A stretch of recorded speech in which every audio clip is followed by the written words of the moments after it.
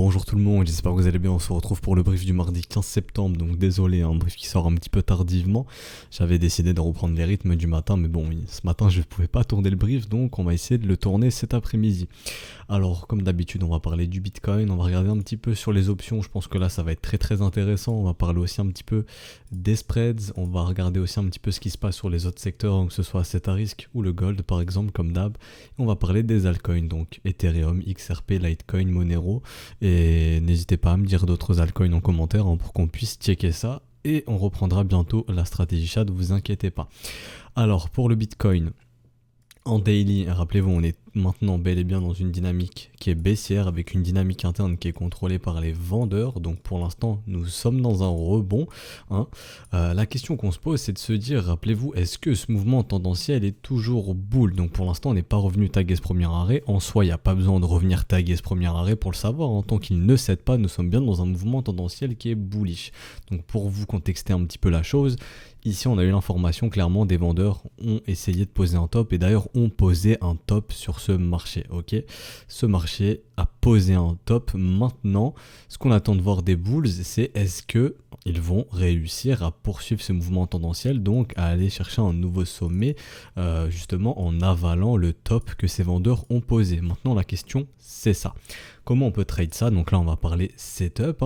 On avait parlé, rappelez-vous, du smiling setup, mais avec les conditions du shark. Donc là, pour ceux qui débutent ou qui viennent de rejoindre la chaîne, vous devez vous dire qu'est-ce qu'il nous raconte, lui. Donc je vais aller sur un autre exchange, on va prendre une charte qui est vierge comme ceci, je vais prendre Bitfinex de mémoire, j'ai rien dessiné. Ok, donc ça on s'en fout, on peut tout supprimer, setup de continuation, c'est plus d'actu. Ok, donc on va faire simple, déjà on va tracer le retracement de moitié, ok, hop comme ceci. Je prends le retracement de moitié si ça veut bien prendre le top comme ceci, ok. Donc on va regarder. Première raison, est-ce qu'on a la localisation? On va regarder où est-ce qu'on se situe. Donc on va prendre notre petit fib, on va regarder, est-ce qu'on est dans une zone de rechargement de short? Ça peut être une raison de localisation. Ici, oui, on est bien dans cette zone de rechargement de short. Ok, ils ont ajouté un nouveau truc, Trading View. Ok, je sais pas comment ça fonctionne, non, je vais juste le retirer.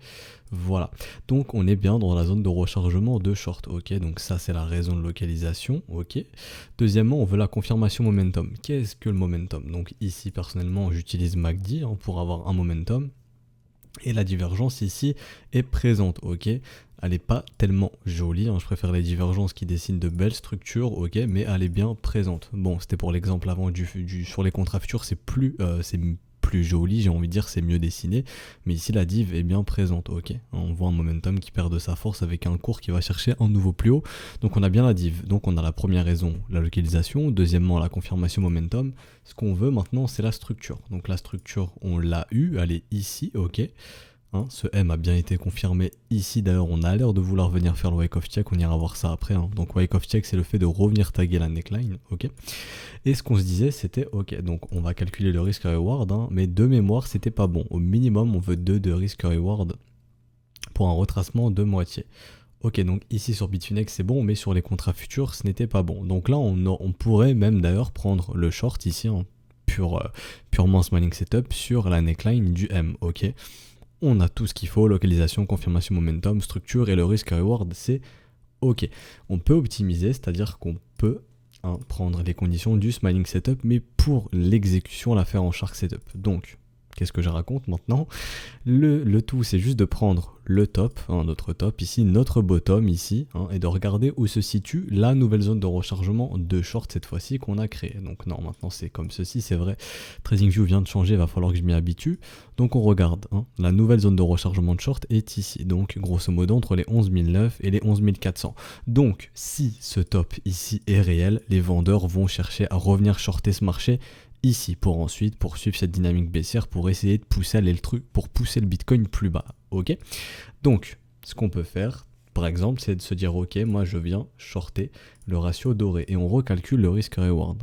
Ok, donc on peut se dire, moi par exemple sur ce trade, je veux minimum 2 de risk reward. Donc par exemple ici, ça ferait une entrée en short à 11 490 $ avec un stop au-dessus de la structure initiale. Parce que rappelez-vous, si les vendeurs viennent péter ce M ici, et ben les acheteurs, pardon, si les acheteurs viennent péter ce M qu'ont instauré les vendeurs justement, et ben on aura l'information que ce top n'est pas réel et les vendeurs se sont fait niquer. Ok, pour parler clairement, les vendeurs se sont fait niquer et ce marché poussera plus haut.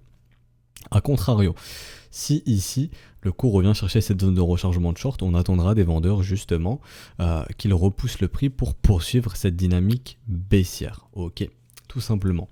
Donc ici on a bien vu, ça ferait par exemple, donc là c'est pas un conseil en investissement, ici c'est simplement ce qu'on a étudié juste avant, donc ça ferait une entrée par exemple à 11 490, le stop au-dessus de la structure. Je vous ai expliqué pourquoi on met le stop au-dessus de la structure et pourquoi une structure c'est très intéressant d'ailleurs pour encadrer un trade. Tout simplement comme ça vous avez l'entrée très facilement, l'entrée c'est soit la neckline ou après chaque setup comme on l'a vu, zone de rechargement de short, mais votre stop est bien clair, il est bien défini, vous savez où vous allez poser votre stop.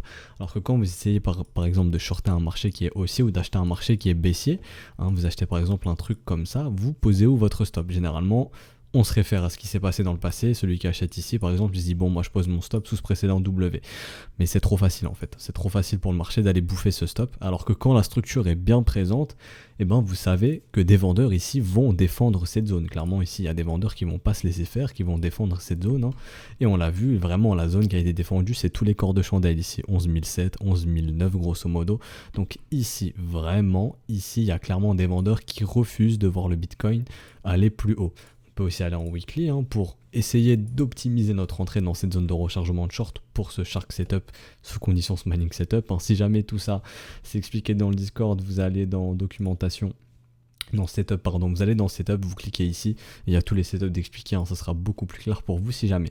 Mais par exemple ici on voit clairement, vous voyez ces précédents corps de chandelle, 11 004, 11 005 c'est énormément défendu et ça vient où? Dans notre zone de rechargement de short. Ok, donc ça c'est un setup de rallye contre tendance, tout simplement. Ok, et on peut même tirer jusque 0,5 par exemple, et ici on a un risk reward de 3,2. D'ailleurs dans le Discord je vous ai aussi mis une petite doc risk reward qui vous dit de combien doit être votre win rate minimal pour faire du gain, avec un risk reward de 3,2 ou n'importe, vous mettez juste le risk reward, ça va vous donner le win rate minimum. Combien de trades vous devez gagner sur 100 pour faire de l'argent. On n'est pas obligé de gagner plus de fois qu'on perd, Par exemple ici avec un risk reward de 3, on peut perdre beaucoup plus de fois qu'on gagne et faire de l'argent. Ok, donc voilà, ça c'était vraiment pour le setup de continuation. Ceux qui souhaitent shorter ce marché, vous avez des informations, donc ça c'était pour tout ce qui était setup, ok. Donc là je vais repasser en court terme, on va partir dans l'analyse pure. Donc maintenant ce qu'on voit c'est qu'on a ce rebond maintenant qui vient se frotter au premier arrêt. Donc si ce premier arrêt cède, on peut totalement s'attendre à un retour en zone de rechargement de short. Donc là on peut appliquer le setup que je vous ai expliqué si jamais vous souhaitez chercher à shorter ce marché, ok. Donc maintenant, comme je me répète, désolé, si ce premier arrêt cède, on pourra totalement aller dans la zone de rechargement de short et on va chercher de nouvelles localisations, se dire ok, où est-ce que le marché peut venir buter. Donc on a créé ce M, rappelez-vous, lorsqu'on crée une structure, on crée une trendline, donc c'est simplement le fait de relier les deux sommets. Ici on a notre premier sommet, notre second sommet, donc ça crée cette trendline. Donc le marché peut totalement revenir chercher cette trendline, qui tombe où? Parfaitement dans notre zone de rechargement de short. Donc je ne serais pas étonné, oh là là, je vais mieux refaire ma flèche, je ne serais pas étonné de revoir Bitcoin venir chercher ses prix, tout simplement revenir chercher cette trendline, ok.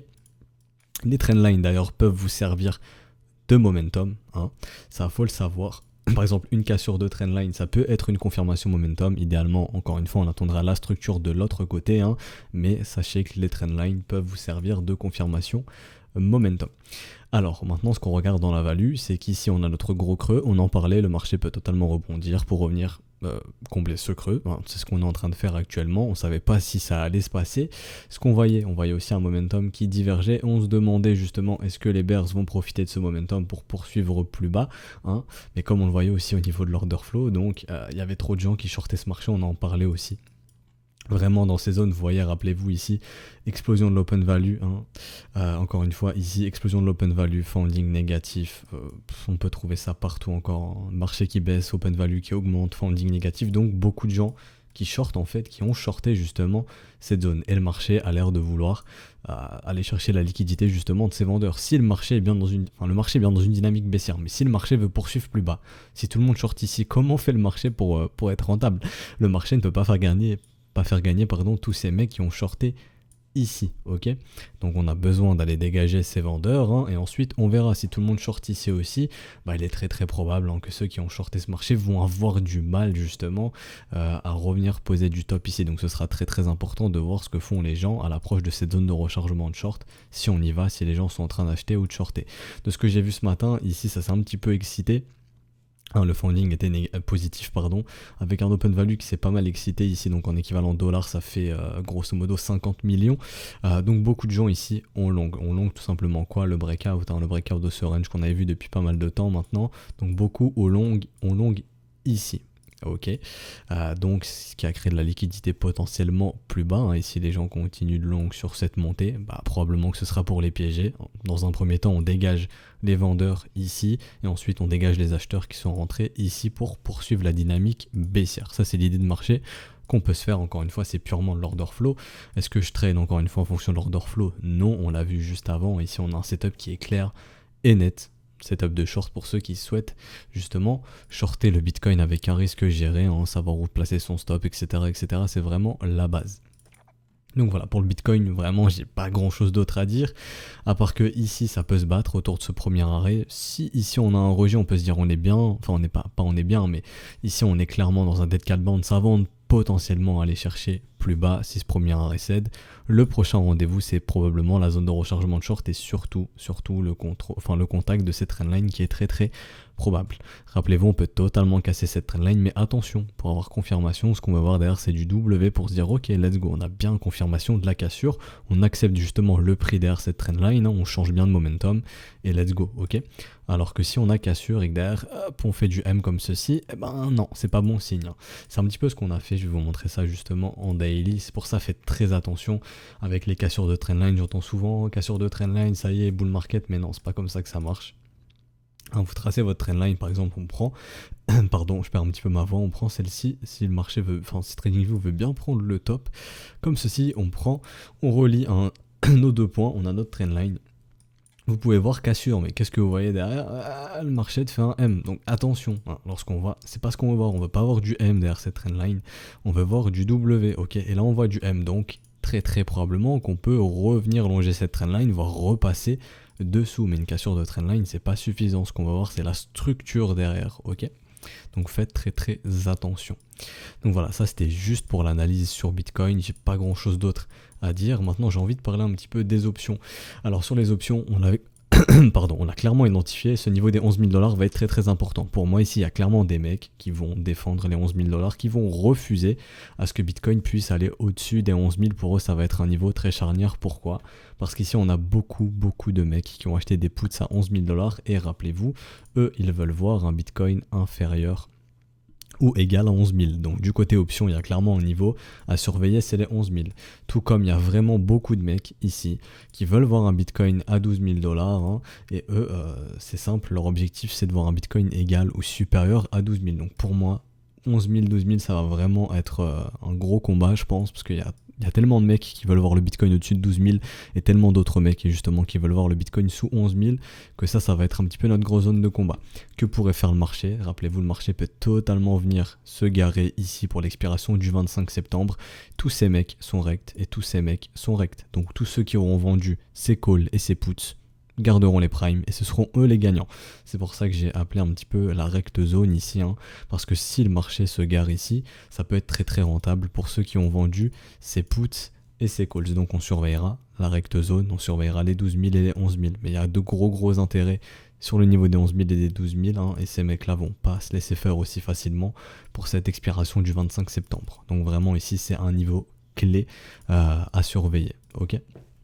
Maintenant, au niveau des spreads, léger rebond sur les spreads. Rappelez-vous, pour avoir quelque chose d'assez sain, je vais voir du W se dessiner pour me dire ok, la demande regagne bien ce marché, let's go, on peut poursuivre. Pour l'instant, ça s'est fait un petit peu en V, c'est un petit rebond. Mais le petit point positif qu'on peut trouver, c'est que les spreads suivent bien le rebond ici. On a bien le rebond, les spreads accompagnent ce mouvement.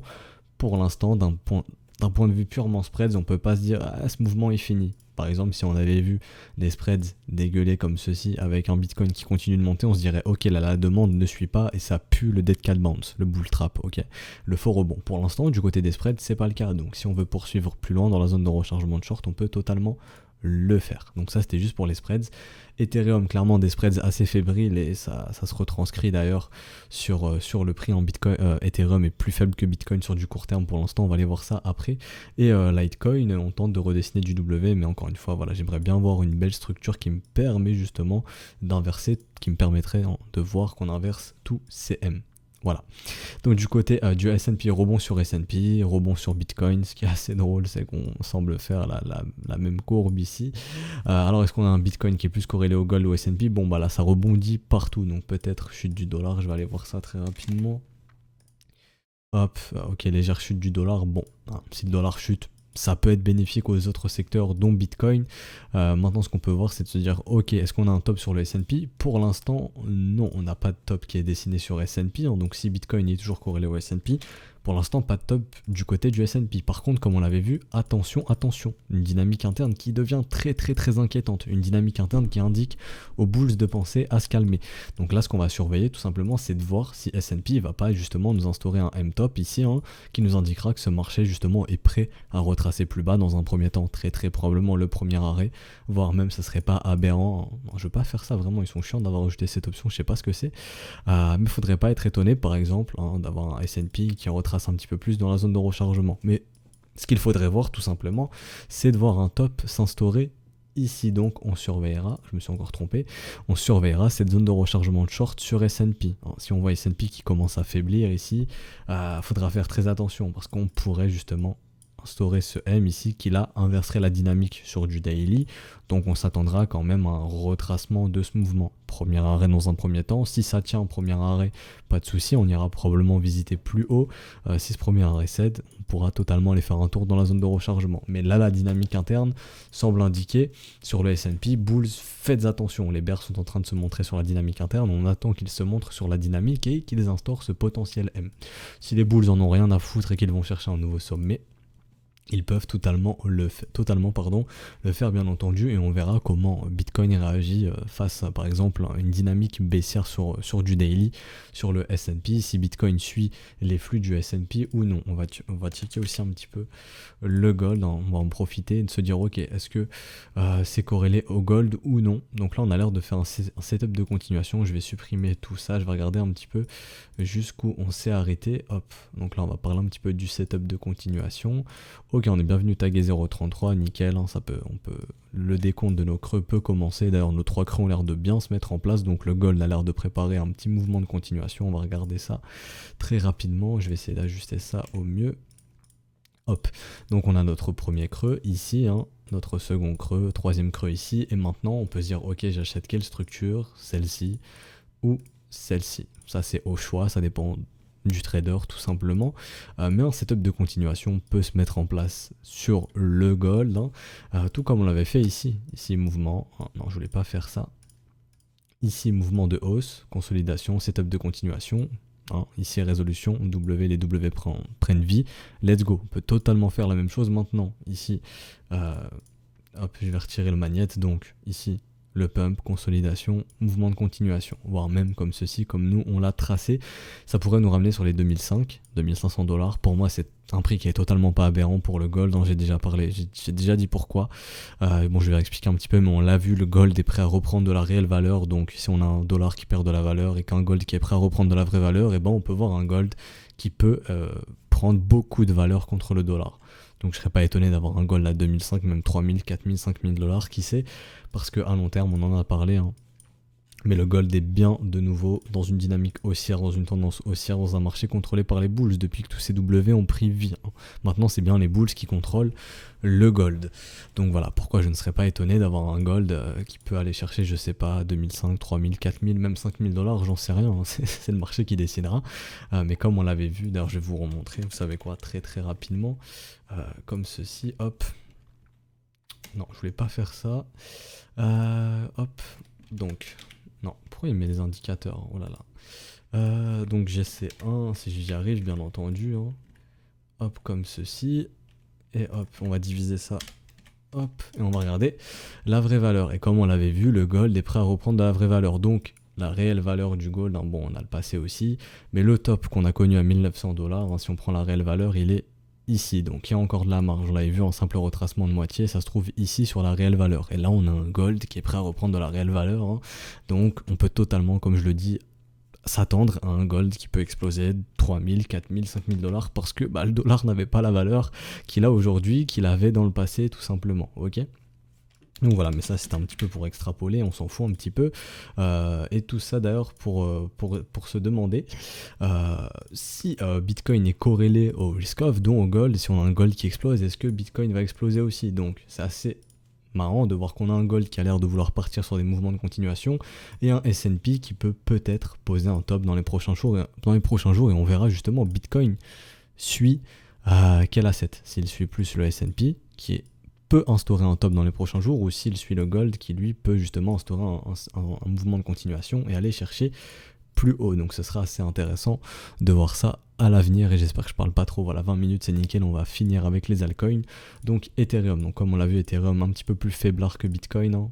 Vous voyez ici Ethereum avait été chercher un nouveau sommet, là actuellement on va pas chercher de nouveau sommet pour le moment sur Ethereum. Donc on avait vu ici retracement premier arrêt, on structure des W dessus, les bulls se montrent, maintenant on a un petit fight autour du premier arrêt ici, donc on attendra de savoir si c'est un simple dead cat bounce pour aller chercher plus bas, hein. Donc on peut totalement partir sur des mouvements de continuation comme ceci qui nous ramènerait dans la zone de rechargement d'ailleurs, ou si ce marché est prêt à retracer un petit peu plus profondément dans la zone de rechargement de short, hein, et c'est comme ce que je viens d'expliquer sur le S&P. On a une dynamique interne qui devient inquiétante sur Ethereum, multiples divergences qui se mettent en place. Rappelez-vous, les divergences, ça ne veut pas dire que le prix va baisser.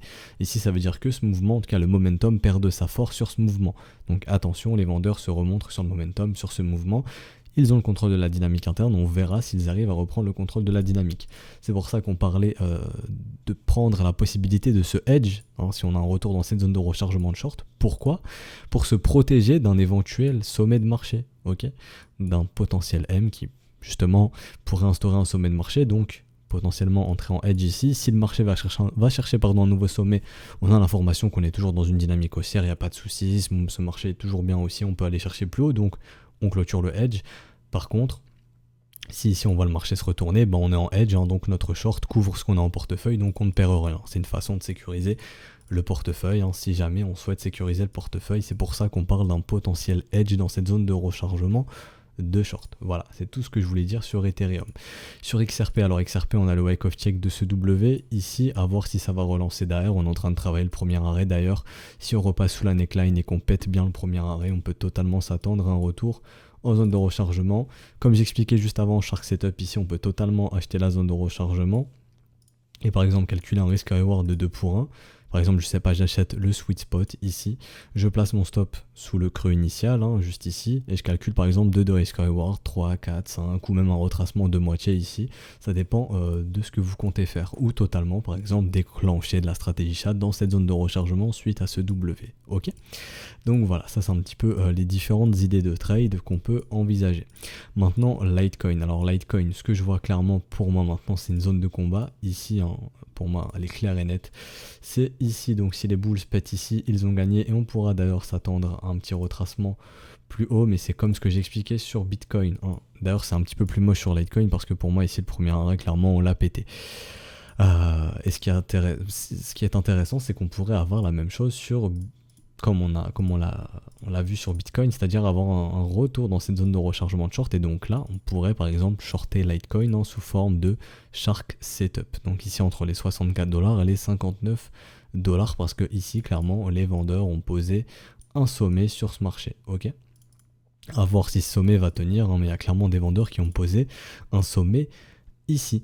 Alors à surveiller aussi, hein, je sais que ça peut faire beaucoup de niveaux, mais ce niveau des 54$, pourquoi? Parce qu'il correspond à la neckline du M. Ces niveaux sont très souvent retestés et que ça correspond aussi au premier arrêt, donc on pourrait totalement faire un dead cat bounce comme ceci, ok. J'ai pas grand chose d'autre à dire sur Litecoin à part que si moi je cherchais à faire du business sur Litecoin, j'essaierai de le faire dans cette zone de rechargement et vous me connaissez, voir un beau W se dessiner dans cette zone de rechargement, pour moi ça pourrait clairement me permettre de déclencher de la stratégie Shad sur cet asset, ok. Et on va terminer avec Monero. Pourquoi je vous parle de Monero? Parce que ici encore une fois c'est un setup qu'on va aborder, donc on avait bien vu la divergence ici sur le momentum, on a clairement le momentum qui est bear maintenant, on le voit, hein. Si on fait des creux de plus en plus bas comme ceci, les bears vont bien pousser le momentum plus bas.